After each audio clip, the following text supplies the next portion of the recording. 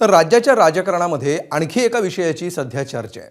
शिवसेनेच्या खासदारांची संख्या 13 झाल्यानंतर आता केंद्रामध्ये त्यांना आणखी एक कॅबिनेट मंत्रिपद मिळेल असं सांगितलं जातंय। या पार्श्वभूमीवर उपमुख्यमंत्री एकनाथ शिंदे आज संध्याकाळी दिल्लीला गेलेत। विशेष म्हणजे अलीकडेच पक्षात आलेले 6 खासदार देखील त्यांच्या सोबत आहेत। मुंबईहून निघण्यापूर्वी त्यांनी आपल्या बंगल्यावर एक महत्त्वाची बैठक घेतली।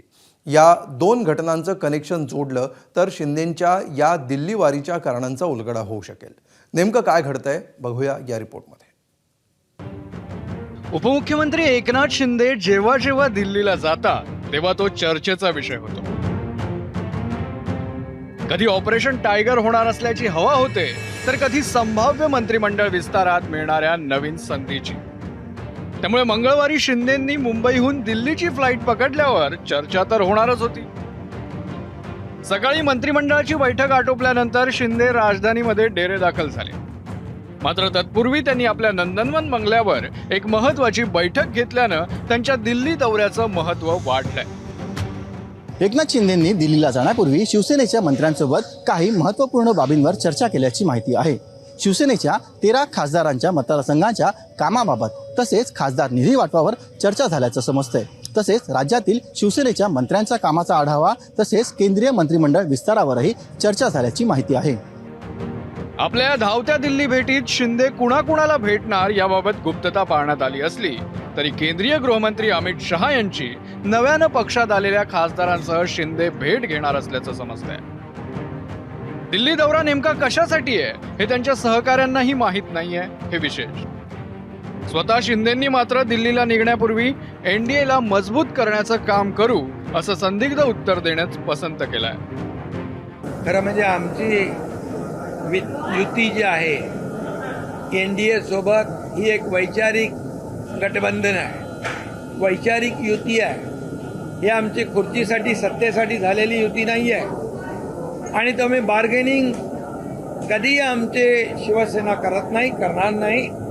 ही एक वैचारिक विचारधारेने जोडलेली युती आहे आणि त्यामुळे एनडीएला मजबूत करण्याचं काम आम्ही करू।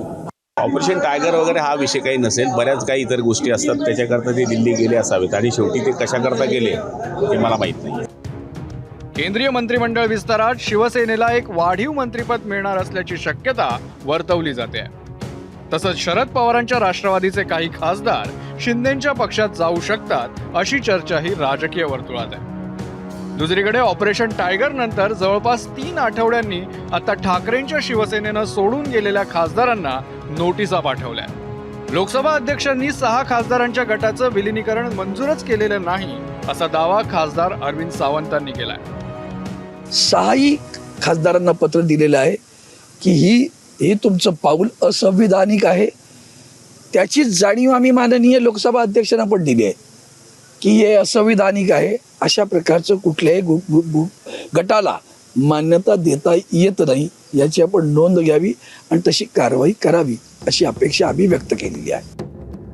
या नोटिशीला आपल्या खासदारांनी केराच्या टोपलीत टाकल्याचा पलटवार एकनाथ शिंदेंनी केला।